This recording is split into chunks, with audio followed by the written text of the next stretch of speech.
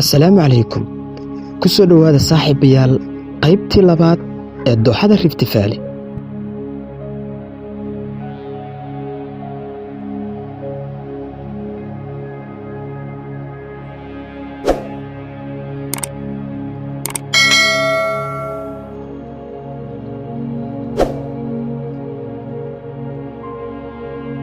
Dooxada Rift Valley waxay ka kooban tahay kooxo ka kooban barkado gudaha ah oo madax bannaan, kuwaas oo ku fidsan dalka Jabuuti ee ku yaalla waqooyiga ilaa Tansaaniya ee koonfurta. Ku dhowaad kala bar waxay ku yaallaan dalka Itoobiya. Webiyada iyo dareerayaasha dooxada Danakil waa dooxo aad u qalalan.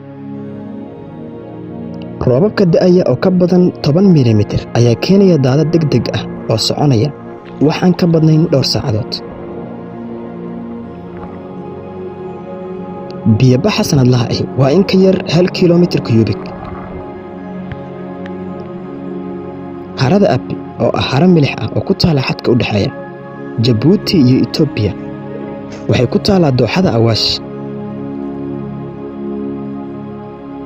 qaybta ugu weyn ee dooxada Awaash waxay ku taalaa Itoobiya, iyadoo roobabka sanadkiiba ay u dhexeeyaan 200 milimitir waqooyiga ilaa in ka badan 1900 milimitir koonfurta. daadadka sanadlaha ee barkadan ayaa lagu qiyaasay 4.6 kilomitir kiyubik oo biyo ah.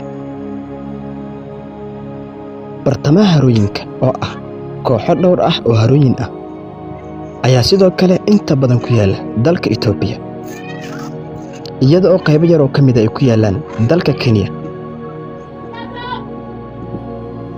wadarta guud ee daadadka sanadlaha ayaa lagu qiyaasay 5.64 kilomitir kiyubik.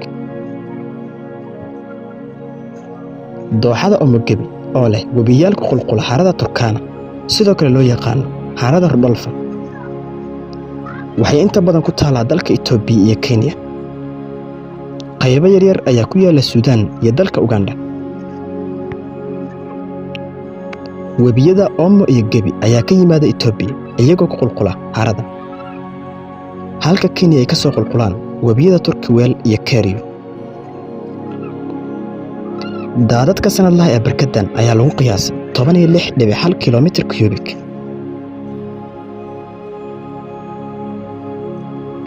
dhinaca koonfureed ee Kenya iyo waqooyiga Tansaaniya waxaa loo qaybiyaa harooyinka koonfureed, kuwaas oo harada Natron iyo harada Eyasi ay yihiin kuwa ugu muhiimsan.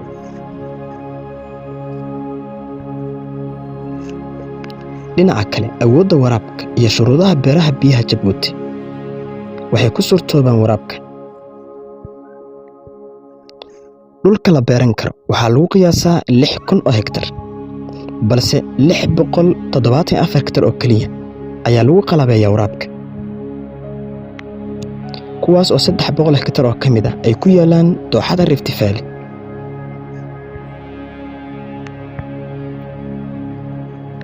macluumaad taaftiran lagama hayo awoodda waraabka, laakiin khayraadka biyaha ee jira waxaa lagu qiyaasay 1,000 hektar, kuwaas oo 450 hektar lagu qiyaasay inay ku sugan yihiin gobolka Rift Valley.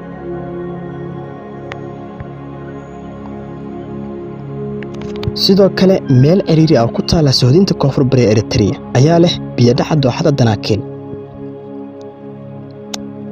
sababo la xiriira muuqaalka dhulka oo xiran iyo cimilada oo mane ah, waxay meelahan caan ku yihiin carro milix ah oo aad u sarreysa iyo biyaha dhulka hoostiisa oo leh faa'iidooyin beereed yar.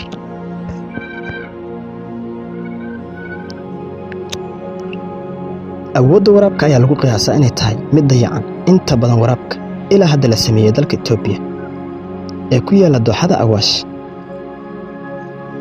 awoodda waraabka ee gobolka Rift Valley ee Itoobiya waxaa lagu qiyaasaa 790,000 oo hektar, kuwaasoo loo qaybiyo dooxooyinka kala duwan Itoobiya,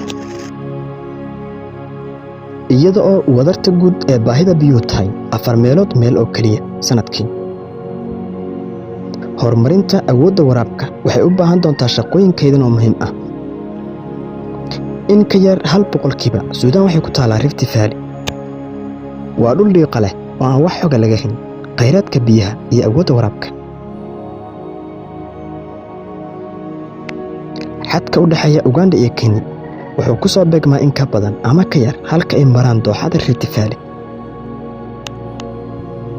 Uganda khayraadka biyuhu aad bay u xadidan yihiin. Awoodda waraabka ayaa lagu qiyaasaa inay tahay mid dayacan. dhanka kale farqiga cimilada ee Rift Valley ee Kenya waa mid aad u kala duwan.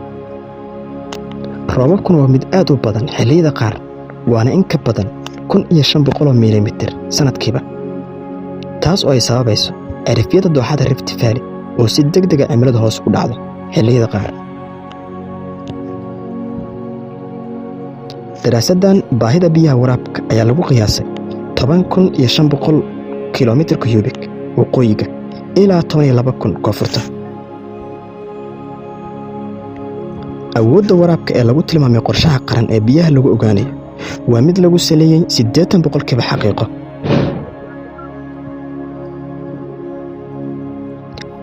la soco qaybta saddexaad ee dooxada Rift Valley.